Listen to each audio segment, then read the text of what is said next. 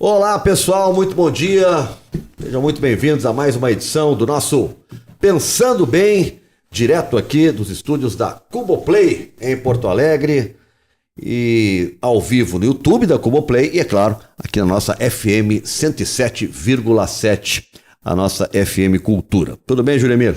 Tudo ótimo, Nando, tudo ótimo, ainda mais depois de ver o excelente, espetacular trabalho do professor Renato Portaluppi contra quem mesmo? Contra o Estudiantes na Argentina. de La Plata. É bom esse treinador. Foi muito bem, é verdade. E olha que eu sou colorado. Mas ele desperta paixões, o Renato. Eu acho que ele é autêntico. Ele é autêntico, não tenha dúvida. Ele é meio mala, mas é autêntico. Ele é meio mala, mas é autêntico. E é bom treinador.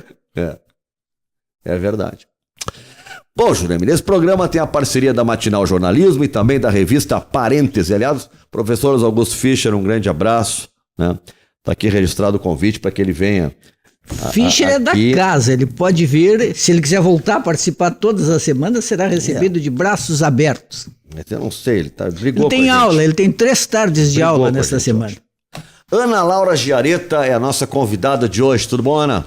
Tudo ótimo, boa tarde. Puxa um pouquinho mais para perto de ti. Isso, assim. Não boa tarde. Tá bom. Tudo bem? Tudo ótimo, obrigada pelo convite. A Ana é graduanda em Direito pela Universidade Federal do Rio Grande do Sul e recentemente ela foi premiada como um concurso de oratória. Ela ganhou, não foi esse concurso, mas ela ganhou individualmente, né, o concurso de oratória. Quantas línguas tu fala, Ana? Eu falo 5 atualmente. 5 línguas. Além do português... Aos 23 anos de idade ela fala 5 línguas. Além do português eu falo inglês, espanhol, alemão e francês. Uma coisinha bem simples, dá bom dia nas 5 línguas pra nós, aí o pessoal que tá nos vendo, tá ouvindo no rádio agora. Hello, hola, hello, bonjour. Bem, a tua pau. Já fizemos um curso aqui, uma aula, né? Nossa senhora. Ela é professora de inglês, né? Sim, dou aula de inglês, espanhol e alemão. Sim, se a gente entrar ali no Instagram da Ana, tá escrito ali as aulas que ela dá, né? Poliglota. Tu tem 23 anos, Ana. Isso. E com 2 anos tu começasse a estudar língua, como é que foi isso aí, tu aprender tanta língua em tão pouco tempo? Eu iniciei, na verdade, daquela maneira bem tradicional, que várias crianças também começam, os pais te inscrevem em um curso de inglês e eu peguei gosto pela coisa. Eu comecei... Primeiro momento em que eu notei que eu realmente gostava daquilo foi quando eu ganhei um concurso de soletração dentro da escola de inglês. Isso. E aí eu notei, nossa, acho que eu tô gostando. Peguei o jeito. Aí quando eu terminei o curso de inglês, eu já engatei o de espanhol. O alemão eu aprendi morando na Áustria. Eu fiz um intercâmbio, 2 na verdade. Morei 1 ano e 2 meses na Áustria, e aí lá, junto com a vida diária, eu fiz vários cursos, né? Fiz 5 cursos enquanto eu tava lá. Então aprendi alemão dessa forma, e aí quando eu voltei pro Brasil, eu engatei aulas de francês, que já faz 5 anos que eu faço. Esse intercâmbio tu fizesse na Áustria, tu falasse? Isso. E que tu tinha que idade quando fez isso? A primeira vez eu fui por 2 meses, eu tinha 16, e a segunda vez foi de 17 para 18 por 1 ano. Ficou em algum lugar que tu estudava ou casa de família? Eu fiquei em casa de família e ia pro colégio lá regularmente, como uma estudante normal de ensino médio. Eu fiz 3 meses de alemão em Berlim, aprendi a dizer Danke. Já tá ótimo já. Parabéns, Juliano. Se eu tivesse mais 30 anos, aprendia. Ô, Ana, tem algumas lendas assim de que pro português, pro brasileiro é mais difícil falar inglês, né? Porque dificilmente não vai ter sotaque, sim, ou isso, aquilo. Tem isso aí mesmo ou é uma questão pessoal? Qualquer um pode ter essa capacidade de ir lá e falar bem? Olha, eu acho que a questão da dificuldade tem muito a ver com de onde você parte. Então, por exemplo, quem fala português tem uma tendência a falar com mais facilidade línguas similares. Por exemplo, italiano, espanhol, o romeno, enfim, todas as línguas que são diretamente derivadas do latim. Exatamente. Então, quanto mais próximo é pra ti, mais fácil. Alguém que fala inglês pode ter mais facilidade com o alemão, de repente, do que a gente. Porque as línguas, evolutivamente falando, estão mais próximas. Mas é claro que um fator bem importante também é o psicológico, né? E a gente já sabe que aqui no Brasil, eu pelo menos vejo isso dando aula, é um temor grande que os alunos têm de julgamento.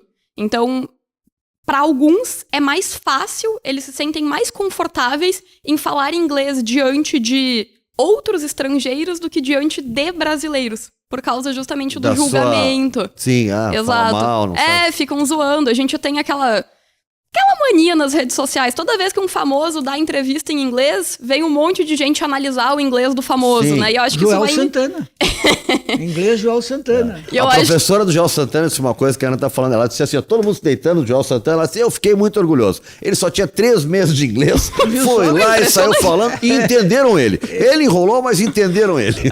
Eu acho que eu sempre falo pros meus alunos, né? No começo, o ideal é ter essa cara de pau. Então, mesmo que você não fale 100% correto, é melhor que você cometa erros, mas que você já coloque aquilo que você aprendeu para jogo, porque se você for esperar ficar perfeito, você esperar chegar no nível avançado, na verdade você não chega nunca, porque você precisa da prática, você precisa cometer esses erros para chegar lá no teu objetivo final. Agora, eu que não entendo nada de inglês, ou o inglês britânico do americano não tem a distância que tem o português de Portugal com o nosso? Tem a questão do sotaque e algumas palavras diferentes, mas eu acho que o português, pela minha impressão, né, há uma distância maior do português brasileiro pro português de Portugal. A gente, por exemplo, usa até os pronomes, né? Aqui no Brasil a gente usa tu, com a conjugação errada aqui no Sul, e o você. E lá em Portugal eles usam o tu, com a conjugação correta, e o vós, em vez do vocês, por exemplo. Que é bem diferente. É outra língua. É bem... É outra língua. É complicado. Na hora de ensinar o inglês, na metodologia, difere muito se a pessoa quer um inglês mais norte-americano, se a pessoa quer um inglês britânico?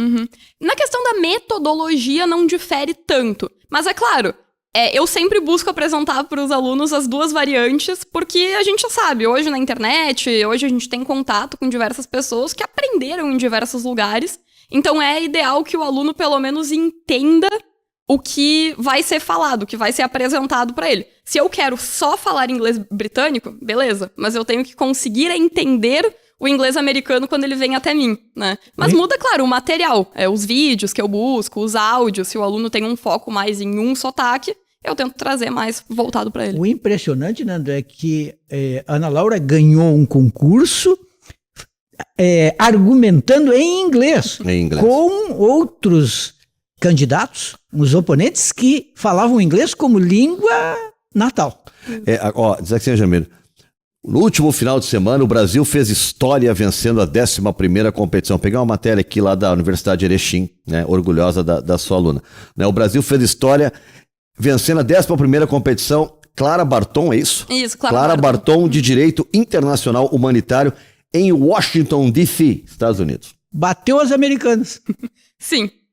Agora explica para nós o que é essa competição. Aliás, a gente viu que tem várias, tem outras, e que leva um monte de gente para argumentar em torno de questões de guerra. Isso, exatamente. Essas competições de direito internacional humanitário versam basicamente sobre isso que a gente popularmente chama como o direito da guerra ou o direito do conflito armado, que são basicamente as regras de proteção de civis ou proteção de, por exemplo, soldados que não estão mais participando na guerra e também da parte da condução das hostilidades. Então, o que pode e o que não pode ser feito na hora de conduzir um ataque, por exemplo. E nessas competições a gente argumenta com base em cenários fictícios. Então, a competição nos apresenta, todas funcionam da mesma forma, tá? Não só a Clara Barton, mas todas as outras também funcionam nesse modelo. A organização da competição nos apresenta um cenário. Então, é o continente X com os países Y, Z, A, B, C. E ao longo da competição, esse conflito vai se desenvolvendo. Um país ataca o outro, surge um grupo armado. Então, todos aqueles cenários que a gente vê na realidade, né, acontecendo em conflito armado. E ao longo da competição, a gente vai assumindo diferentes papéis para argumentar acerca dos ataques fictícios que estão ocorrendo e todo o desenvolvimento do conflito. Então, eu vou te propor 2 conflitos fictícios. O primeiro entre a Ucrânia e a Rússia. E o segundo entre Israel e Hamas.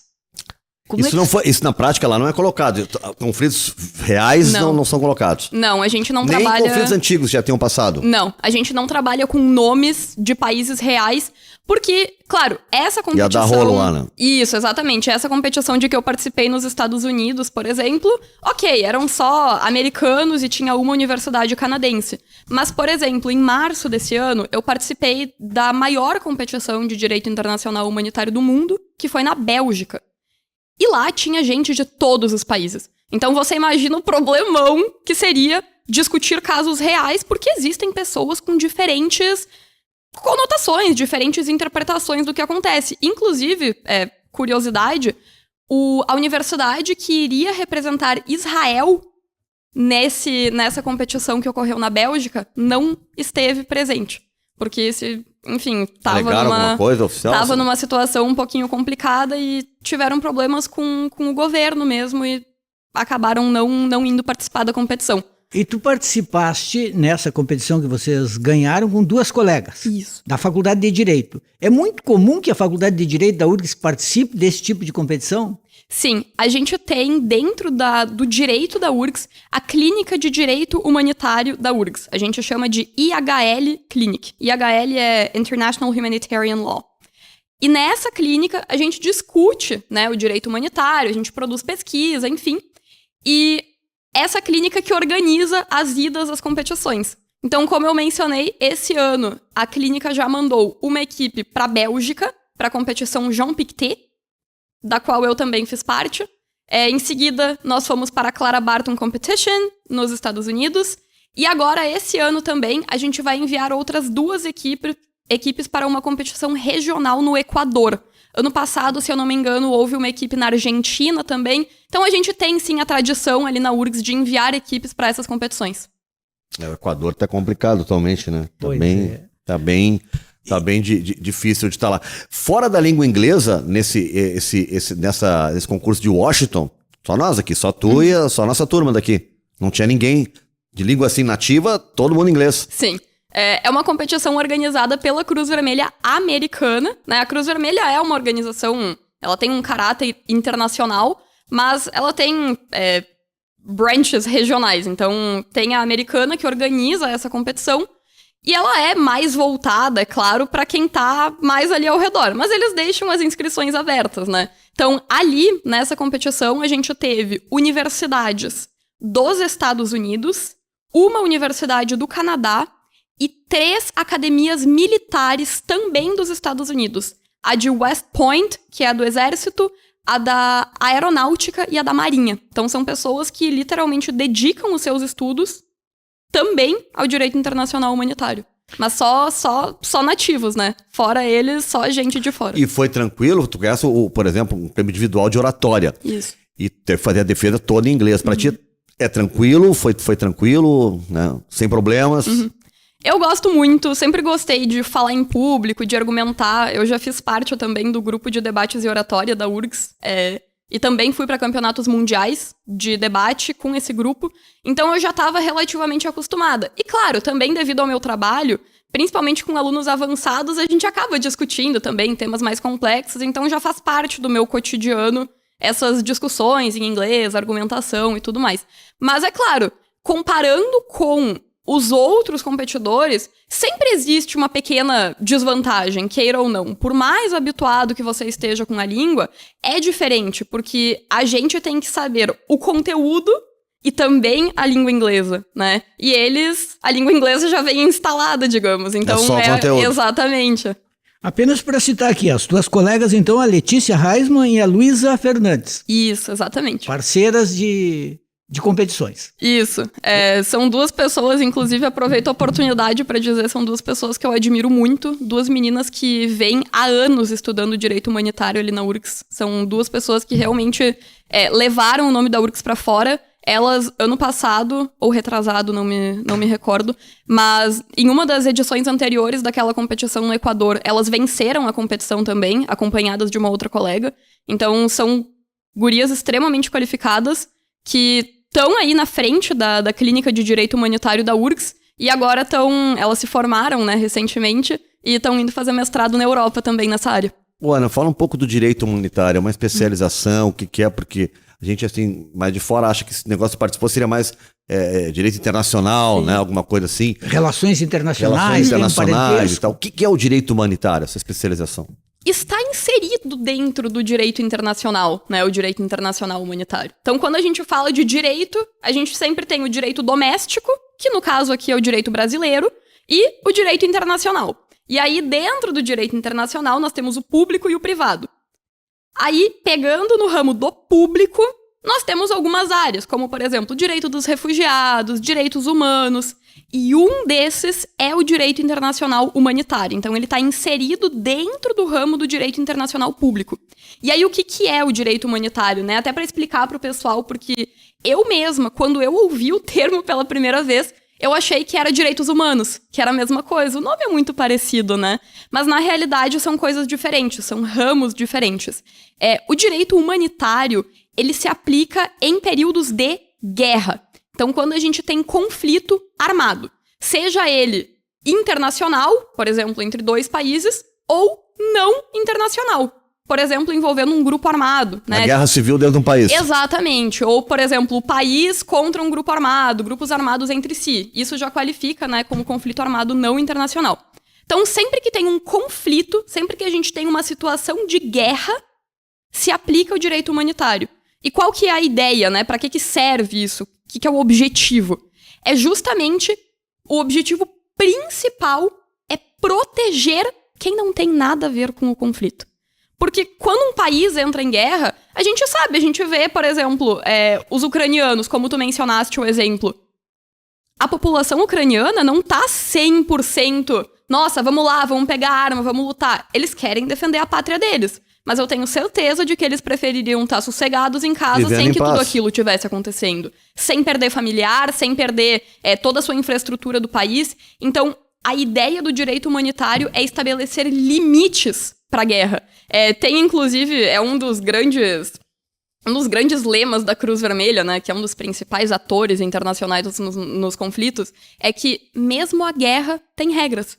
Então não é porque eu tô em guerra que eu posso agir de qualquer forma, que eu posso matar quem eu quiser, que eu posso jogar uma bomba nuclear e acabar com toda uma cidade, né? Então o direito humanitário, ele surge até com base na experiência histórica que a gente tem. A gente olha para trás, para a Primeira, para a Segunda Guerra Mundial, e a gente vê os absurdos que ocorreram. Aí, em 1949, foram feitas as Convenções de Genebra, que a gente ouve muito hoje nas notícias também, que são os principais tratados de direito internacional humanitário, que é, digamos, o grosso da matéria. 49, né? A Segunda Guerra terminou em 45. A gente viu todos os horrores, todas as atrocidades com base nisso. A gente aprendeu. E aí a gente tenta regular esses ataques, a gente tenta regular as guerras para que elas afetem o mínimo possível quem não tem nada a ver com isso. Agora, concretamente, essas guerras que estão acontecendo atualmente, elas têm proporcionado uma guerra de narrativas em todos os países. No Brasil, por exemplo, a esquerda brasileira, por exemplo, tende a defender o Putin.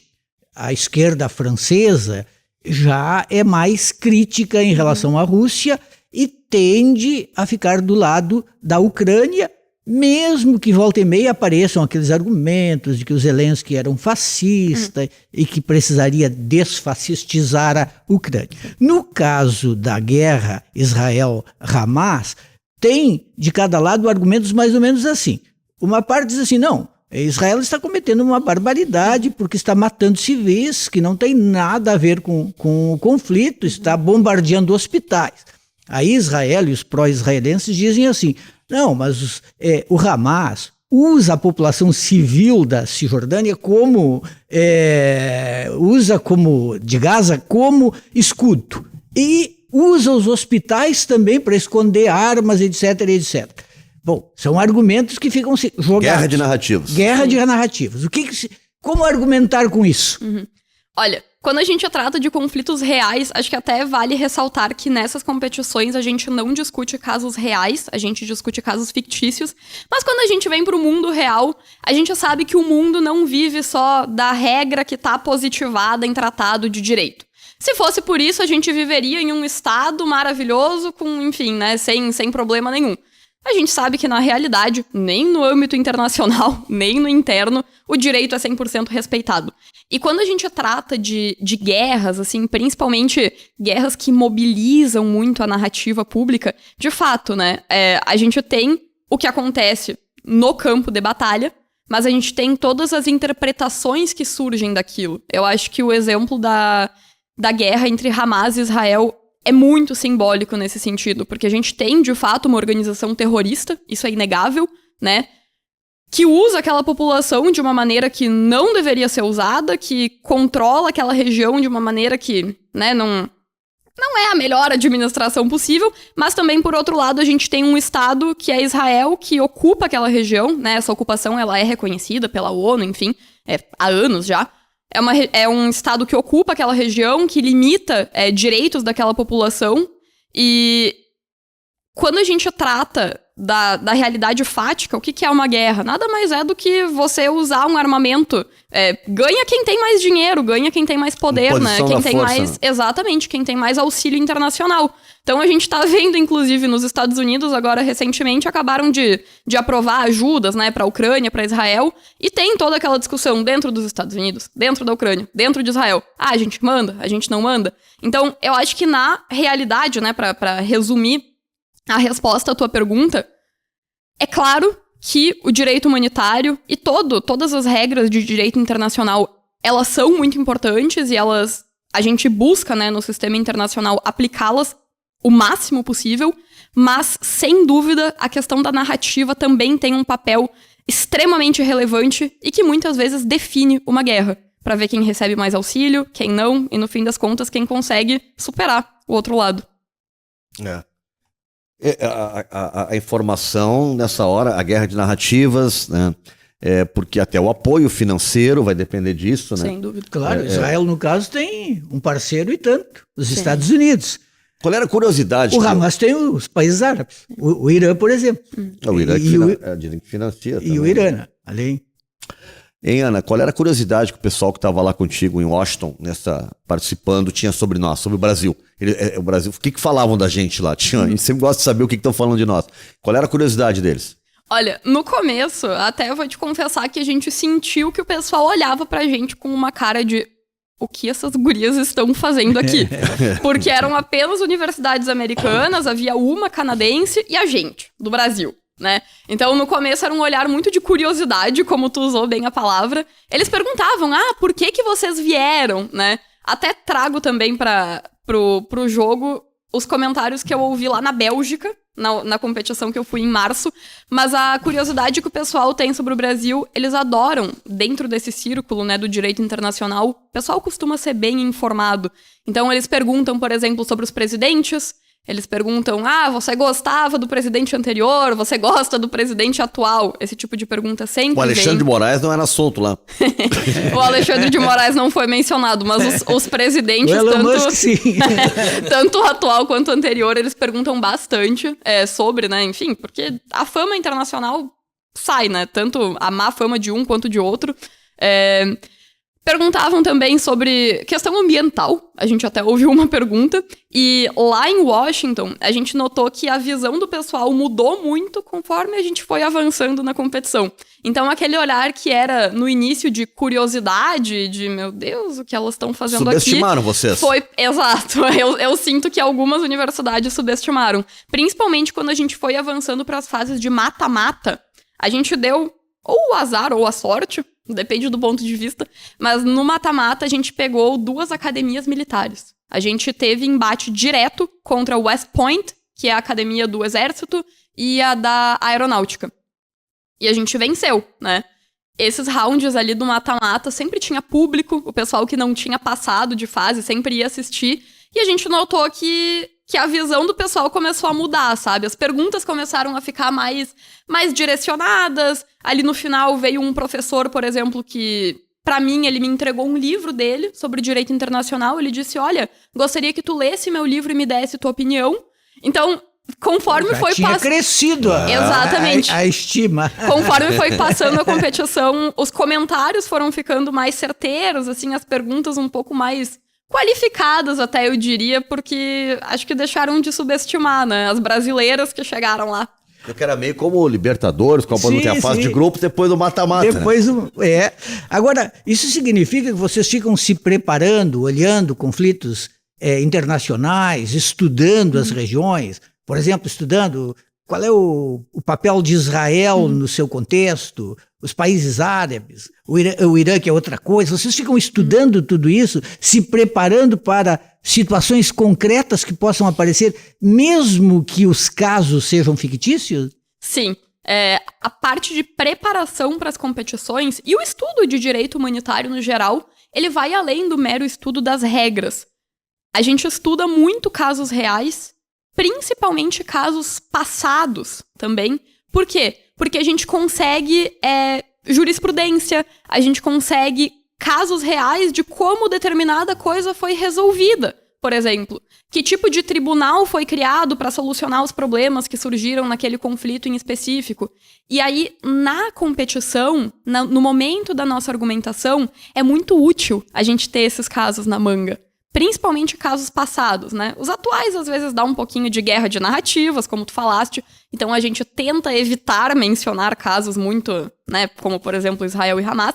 Mas os casos antigos a gente traz bastante à tona para saber como é que certa coisa foi decidida, enfim. Então, serve também de exemplo para as regras que a gente menciona. A gente menciona os tratados e, juntamente, se possível, exemplos práticos. Além da... Bom, você estava lá pela URGS, né? Que universidades que estavam lá, assim, que tu lembra, assim, Ana? Olha, eu lembro de cabeça, além das 3 academias militares que eu mencionei, eu lembro da Will & Mary, da Penn State, que é uma bem famosa também, Cardozo Law School, tinha Georgetown, que é bem famosa, lá de Washington também. Então tinha várias universidades bem, bem conceituadas. Mas não outras universidades latino-americanas? Não, nessa competição não. Só norte-americanas. Interessante isso. É organizado, se for pela Cruz Vermelha? Isso, pela Cruz Vermelha Americana, essa. Cruz Vermelha Americana. Uhum. Os americanos gostam de embates. Mas é bom, né? Eu acho que estimula, eu acho, pelo menos. No Brasil tinha mais, por exemplo, tinha disciplina de retórica em muitos cursos. Isso foi se perdendo um pouco. Na faculdade de Direito tem isso, assim, o momento em que vamos simular, por exemplo, um júri, e aí tem que argumentar, contra-argumentar, tem isso ainda? Olha, depende muito do professor que a gente pega também. Alguns professores gostam de ter uma pegada mais prática, outros uma pegada mais teórica. Eu, por exemplo, ao longo da minha graduação não tive cenários de júri. Mas eu tive, por exemplo, eu lembro em Direito Penal, a gente teve uma atividade prática com a professora Vanessa Chiari. Então, depende muito, né, da tua trajetória acadêmica. Mas eu sinto particularmente que dentro do direito poderia ter mais incentivo à retórica, à oratória. Porque na realidade, né, como é que é o dia a dia, não é só do advogado, é do concursado também. Tem gente que trabalha, entre muitas aspas, né, como, por exemplo, o advogado da União. Então, tem que estar defendendo algum lado, ou tem que estar se defendendo, e eu acho que essa habilidade de debate, né, de conseguir contra-argumentar, falta um pouco no currículo. Agora, dentro da URGS, a gente criou também iniciativas para tentar trazer isso para o estudante. Um exemplo que eu sempre gosto de trazer é o grupo do qual eu participei. Eu já mencionei, né, o GDO, o Grupo de Debates e Oratória. Então, é o grupo de extensão da Faculdade de Direito, mas que qualquer pessoa de qualquer curso pode participar. Que aí, se você tiver interesse em desenvolver um pouquinho mais isso, tem como também, né? É opcional, a pessoa pode, tem acesso para fazer. Exatamente. Houve uma época em que era quase impossível alguém se tornar um político conhecido se não fosse bom de oratória. A gente olha para trás assim, os caras eram uns monstros de oratória. Famosos, nomes famosos por serem bons oradores. Exato. Né? O próprio Brizola, que talvez tenha sido o último, assim, bom de argumentação, de oratória. Tinha que fazer discurso. Um comício era um lugar onde tinha que fazer um discurso. E ainda na época que nem microfone tinha que ser bom de gogó também. Tinha que ter volume na voz. Tinha que ter volume, senão não convencia ninguém. Escolher o lugar certo para ter bastante eco. Fazer uma linha do tempo contigo, Ana. Tu é de Erechim, né? Isso. Tu faz colégio lá, escola... Isso. Eu fiz o meu ensino médio todo lá. Tive aquele ano que eu fiz o intercâmbio. Então, eu fiz 1 ano do meu ensino médio na Áustria. mas terminei o ensino médio em Erechim mesmo. Tu vai pra Áustria não só pra estudar a língua, mas tu faz o colégio na Áustria, ano de colégio lá. Isso. Muita diferença? Bastante. O ensino aqui no Brasil, ele é padronizado. Então, eu e você, nós certamente temos interesses diferentes e habilidades diferentes. Mas na escola, a gente tem as mesmas matérias. Lá é diferente. Lá, quando você tem cerca de 10 a 11 anos, você escolhe o rumo que você vai ter na escola. Então, por exemplo, no colégio em que eu estudava, era possível direcionar para a área de línguas e comunicação ou para a área de ciências. Na minha cidade, lá na Áustria, no geral, tinha também uma escola mais voltada para esportes, tinha também escolas mais voltadas para o ensino técnico. Escolas públicas ou privadas? Né? Públicas. É raro ter escola privada por lá. É mais público mesmo. Então você consegue direcionar. E aí, claro, a formação que eu tenho vai ser completamente diferente da formação que tu vai ter quando tu terminar o ensino médio. Escola pública, mas com qualidade, é isso? Muita. Isso é um pouco o que o novo ensino médio tem tentado Sim. no Brasil, mas sem dar os meios adequados. Aí, cada escola tem que oferecer itinerários diferentes, mas as escolas não têm recursos para fazer isso e, na prática, muitas vezes não oferece coisa alguma. Então, a escolha só fica meio na ficção, ainda que a ideia seja interessante. A ideia é muito interessante. A ideia, acho que se executada direitinho, poderia ser bem interessante. Mas, claro, para isso precisa de recurso, né? Precisa de investimento, e a gente sabe que, pelo menos na realidade, como tá até agora, a ideia não tá se executando como deveria. Né? E o tempo dentro da escola, né? Sempre houve, por exemplo, o ensino nos Estados Unidos, né? As crianças vão de manhã, saem no fim do dia. Na Áustria era assim ou é que nem aqui, que é meio turno só? A gente entrava na escola, a aula iniciava às 7h40, 7h45, pontualmente. Ai de ti se chegar atrasado. Sabe a pontualidade alemã famosa? É a risca mesmo. E a gente saía em torno de 1h30, 2 da tarde. Eu sempre conto que quando essa experiência de estudar em Berlim, isso era para jornalistas, o Instituto Goethe convidava jornalistas, eu era jornalista da Zero Hora, eu fui convidado, e eu fui. E aí eu comecei a descobrir os costumes alemães, assim, as diferenças radicais. Isso da pontualidade, sem dúvida nenhuma. A outra era de atravessar a rua. O Instituto Goethe ficava numa avenida gigantesca, domingo de manhã tinha aula. E não tinha nenhum carro passando. Nenhum. Dava para enxergar uns 2 quilômetros de... Tu passava, sinal fechado. E o guarda queria me multar. Caminhando. Queria me multar. Aí eu falei, me queixei para a professora que disse o seguinte: isso é para o senhor aprender a regra. A regra se respeita sempre. Obrigada. Eu já estava dizendo, esses alemães precisam aprender com os brasileiros, na hora de seguir, não seguir, de driblar. Eu concordo contigo, eu também, em Munique eu me angustiava, mas no Japão é o lugar que eu mais me angustiava. Os caras ficavam assim, olha, mas não tinha um carro, elas tu olhava, tava deserto. E eles paradinhos. Atrasado, louco, mas cheio de japonês do meu lado, tudo paradinho. Eu disse, eu não vou dar esse mico, né? E se você atravessa, eles te olham feio. Sim. Então eu disse, não, vou ficar por aqui. Será que não dá para ter um meio termo? Uma luz piscando, um amarelo piscante. Olha, não vem ninguém, não é meio assim estranho ficar parado. Ô, Ana, daí eles terminam o colégio em Erechim e vem já fazer a faculdade aqui ou tu começa lá a faculdade? Não, eu vim direto pra cá. Eu passei pelo Enem e entrei em Direito na URGS. Na URGS. Isso. Agora, eu quero saber o seguinte: os teus pais são bons de lábia, de retórica, falam, convencem, ou isso começou contigo? Olha, muito do que... O gosto que eu peguei por oratória, na verdade, começou muito com o meu pai. Quando eu comecei a ler, eu tinha 4 anos, e quando eu tinha 7, o meu pai já me colocou pra fazer protocolo de evento. Então, eu acompanhava o meu pai fazer protocolos de evento. Eu ia perguntar isso, o que ele faz? O meu pai foi... agora ele não trabalha mais no banco, mas a vida inteira ele foi bancário e professor também. E também ajuda na escola da minha mãe. E aí a gente fazia os protocolos. No começo eram 4 apresentações por ano. Então eram apresentações de mais de 400 pessoas no público. E eu tava lá com 7 aninhos ajudando meu pai a fazer, conduzir o evento, enfim. Então o gosto começou muito por aí. Mas claro, depois que a gente pega o gosto, a gente começa a trilhar o nosso próprio caminho, né? Então eu sempre, desde o ensino médio, eu sempre participei de todos os grupos possíveis. Sabe aquele aluno que, quem quer ir lá representar a turma? Eu. Então sempre meio metido, assim. Tu veio sozinha pra cá ou eles vieram contigo? Hoje tu mora aqui, eles estão lá? Como é que é? Eu moro sozinha aqui. Eles estão lá? Isso, eles seguem em Erechim. Agora, concretamente, nessa competição aí, nesse concurso que vocês ganharam, qual era o caso em tela? O que vocês estavam discutindo? Que tipo de argumento tu apresentaste? Uhum. Nessa competição em específico, eles criaram um continente, né, com vários países. E, claro, não vou trazer todo o contexto, vou trazer mais voltado, por exemplo, pra final, tá? Então, o conflito foi se desenrolando ali, vários países, um contra o outro, ao longo da competição. Aí, quando chegou na final, o que era? Era um grupo armado. Imagina um Hamas da vida, por exemplo, uma Farc colombiana, tá? Um grupo armado, considerado terrorista por muitos outros, e a gente representava um país, tá?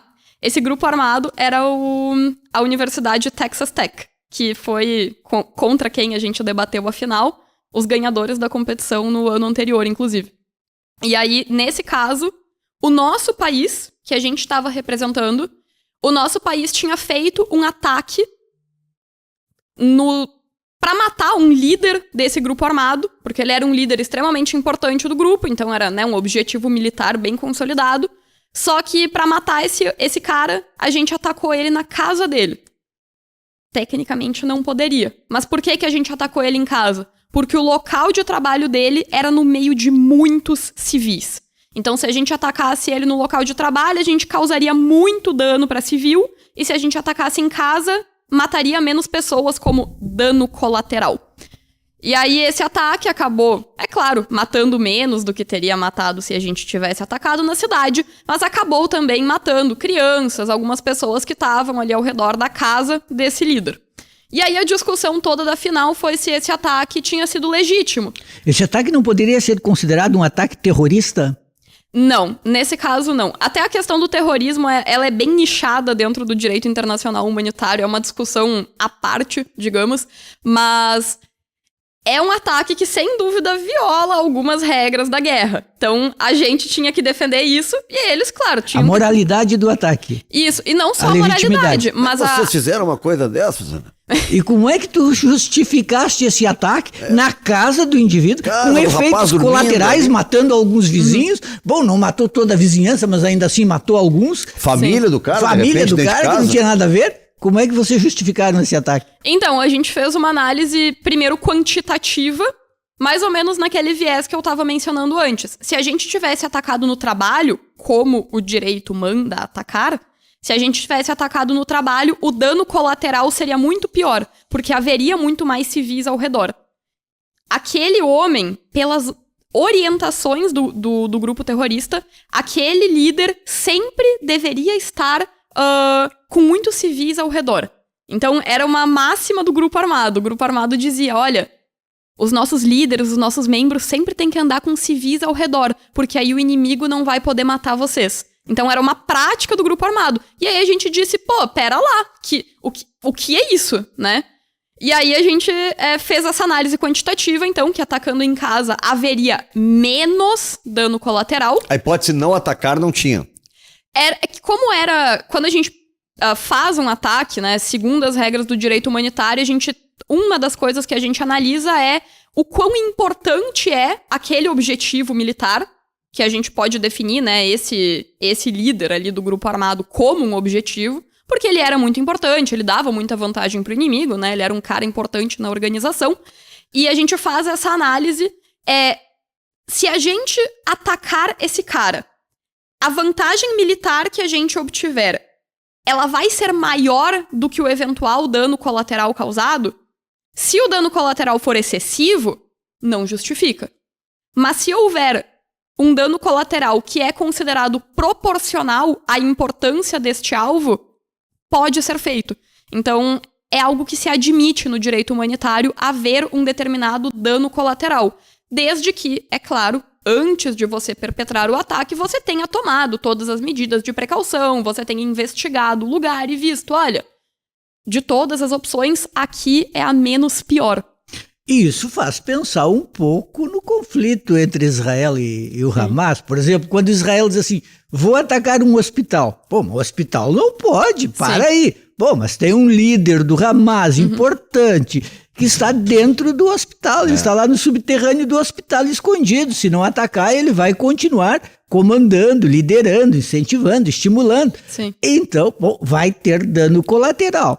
É fictício, mas é bem aplicável ao que está acontecendo, né? É extremamente aplicável. Esse caso do hospital, inclusive, é bem interessante. Eu acho que dá até pra gente aproveitar esse espaço pra esclarecer, porque a questão do hospital ali nesse conflito, o que acontece? O hospital... Agora nós estamos falando de Israel e Hamas. De Israel e Hamas, propriamente.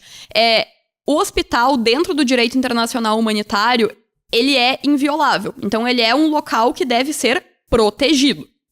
Porém... Vamos supor que eu seja um governo de um país que está em guerra.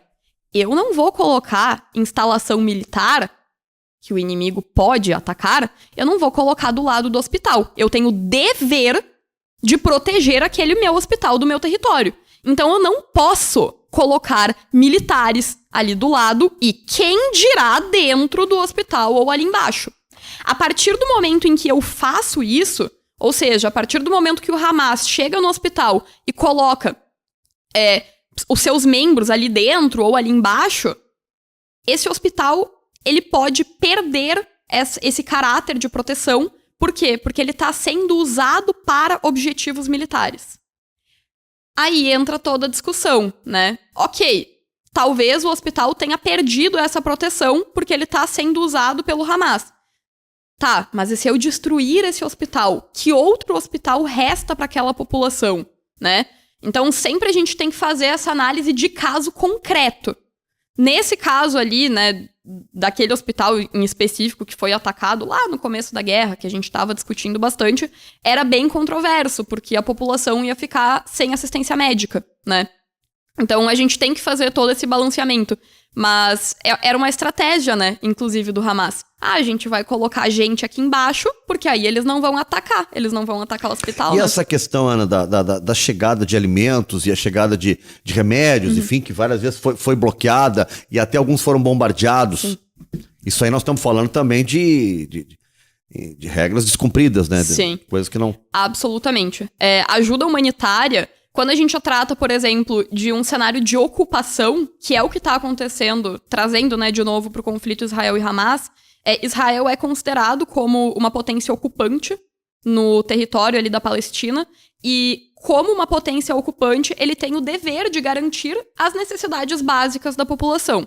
Se, porventura, ele não consegue fazer isso, ou não tem vontade, né, às vezes acontece na realidade, ele é obrigado a deixar ajuda externa entrar. Então, essa ajuda tem que chegar para a população de alguma forma.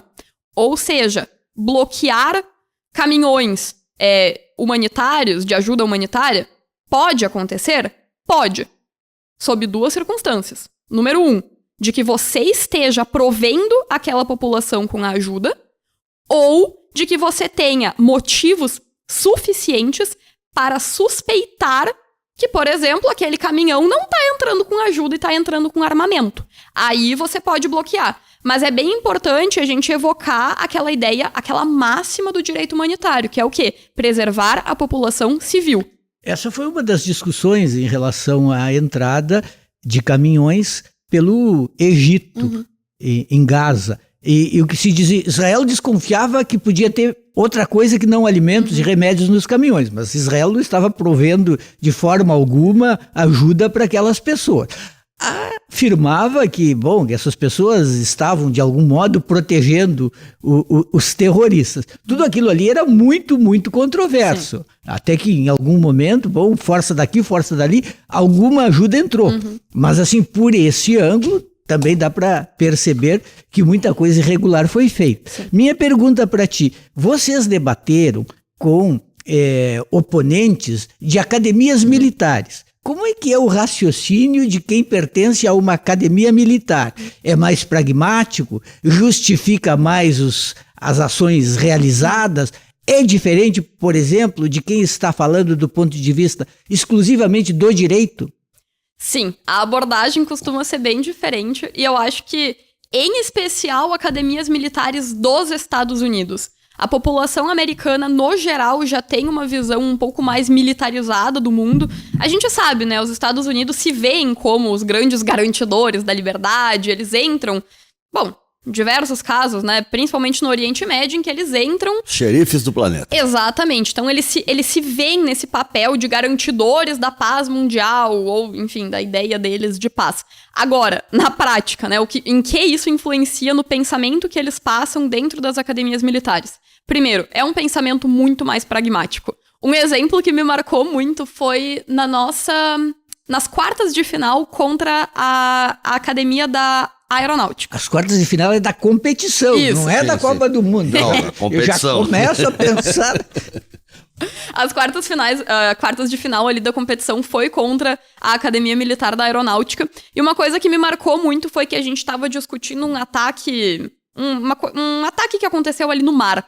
E aí, uma das meninas do outro lado falou... Ah, mas foi questão de... Eu nem lembro a unidade de medida que ela usou, mas era a unidade de medida pros navios. A gente nem sabe. Ah, mas o navio tinha passado tanto ali de uma zona.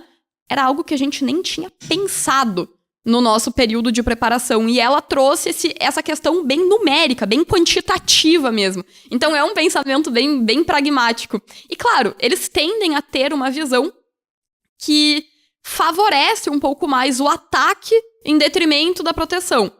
E eu acho que até por isso é tão interessante que eles participem desse tipo de competição, porque a posição, o lado que você vai defender na competição é por sorte. Então pode ser que na competição eles sejam obrigados a defender uma perspectiva mais humanitária. Não é o competidor que escolhe. Não. Sorteio. É sorteio. Isso, é a sorte ali. Você escolhe lado A ou lado B. E aí você pode... Quem são os jurados? Quantos são e quem são eles? Então, tem vários jurados. A Clara Barton, em específico, me surpreendeu. Quem é a Clara Barton?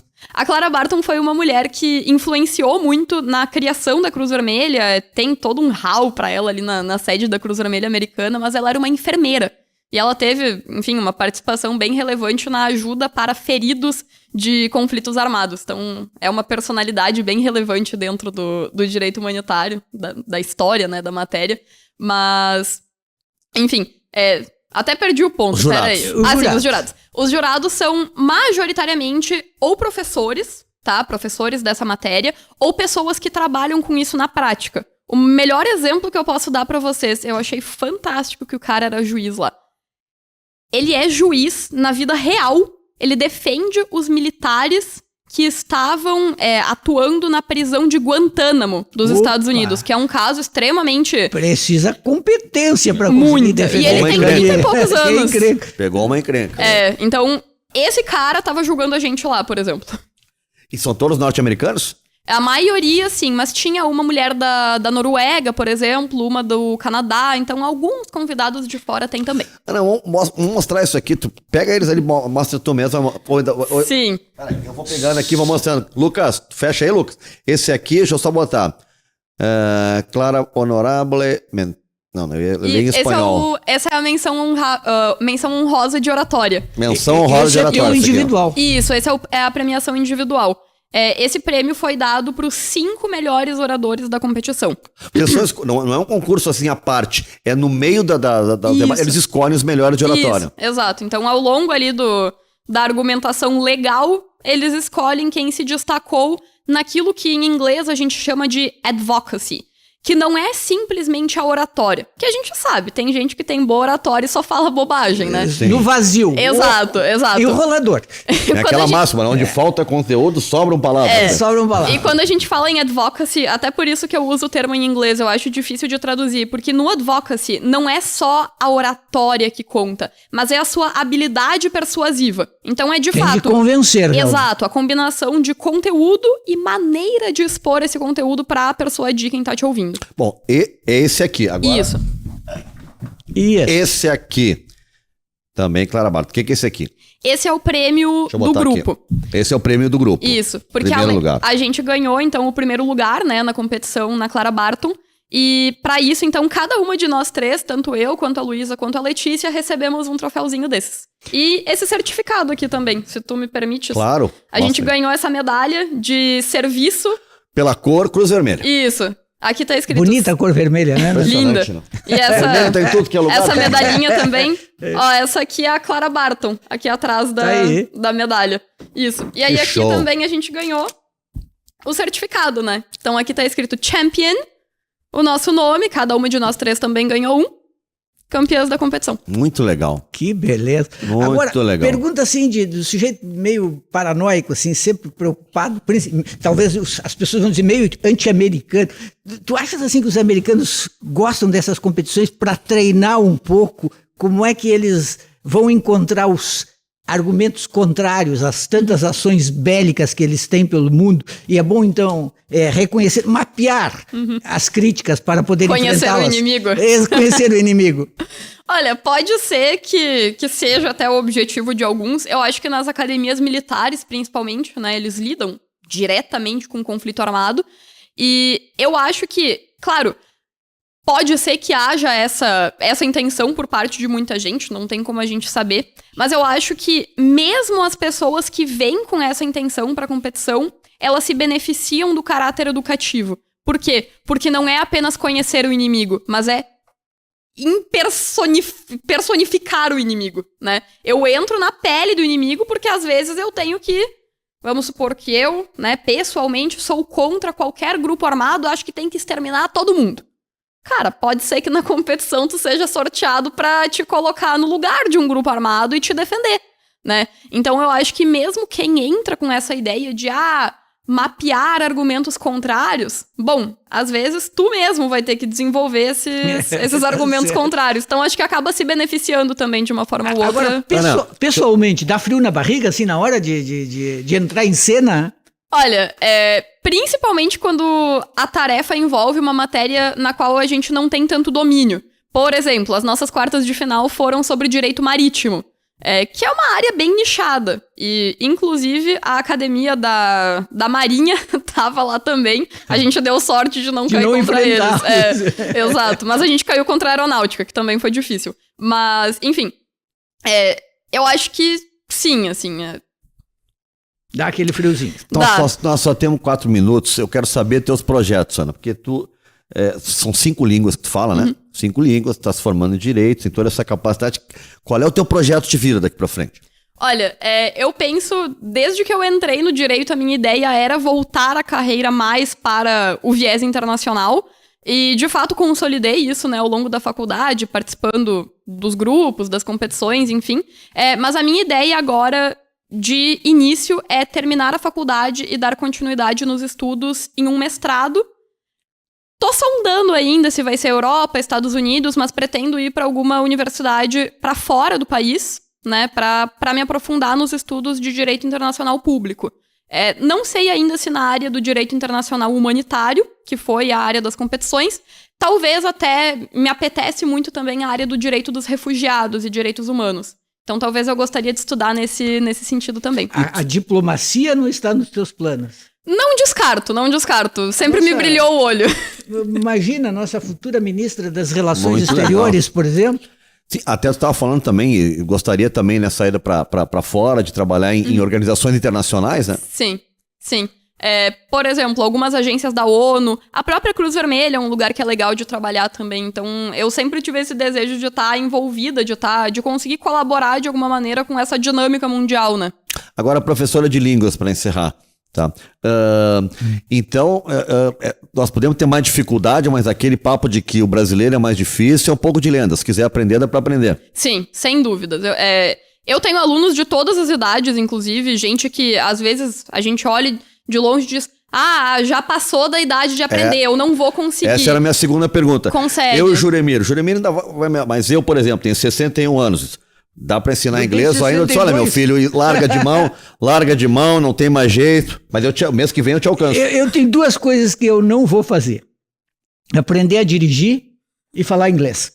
Já não é nem pra mim, Júlio. Já larguei. Eu tô pensando na minha geração, nos caras lá que estão escanteados. Dá pra aprender com essa idade? Há tempo pra tudo? Dá, sem dúvidas. E o adulto tem, inclusive, uma vantagem. A gente tende a dizer que as crianças aprendem mais fácil. Eu sempre ouvi falar isso. Não as crianças aprendem diferente. É que a criança, você não precisa explicar a gramática. A criança absorve a gramática. O adulto não consegue fazer isso. Mas o adulto tem um poder que a criança não tem. o adulto consegue entender uma boa explicação. Se você explicar pra criança... Eu lembro, quando eu era criança, eu discuti com o meu pai por que muito não tinha N. Porque eu achava que tinha que ter. Como é que você explica pra uma criança? A criança não entende a explicação, né? Mas o ela adulto... mimetiza, que é uma maravilha. Mas o adulto tem esse poder, né? Então, com uma boa explicação, com uma boa abordagem, sim, tem como.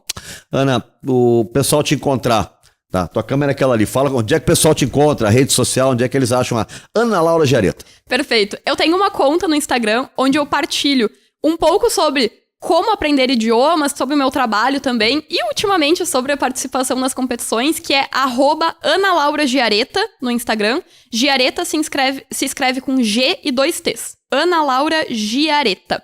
E também no LinkedIn, para contato profissional, sobre o mesmo nome também, Ana Laura Giaretta.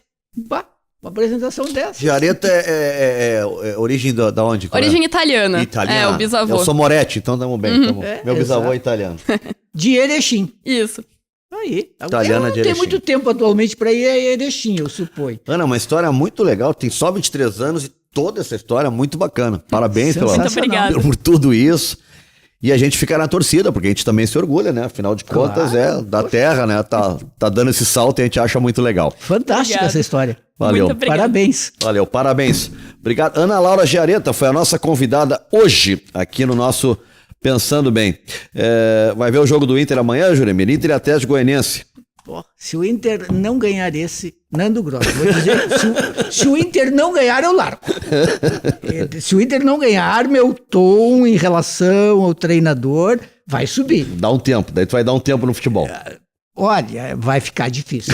Porque assim, ó, eu estou cansado de perder, por exemplo, para o Atlético Paranaense. Eu acho que o Inter nem precisa mais ir. Não, tem que perder quando for pra alguém melhor. Perder pra time mais fraco, chega disso. A Curitiba, o Inter não precisa ir mais, só gasta passagem. Já dá logo os 3 pontos para o Atlético Paranaense. 10 anos sem ganhar. Não, 10 anos tá sem feio, tá feio. 10 anos. 10 anos. Gente, o programa fica no YouTube da Cuboplay. Pessoal que pegou pelo meio aqui na FM Cultura pode entrar no YouTube. E a partir da meia-noite desse sábado também vai estar no Spotify. Quem quiser acompanhar, tá lá durante toda a semana. Tá bom? Bom fim pra todo mundo. Tchau, tchau.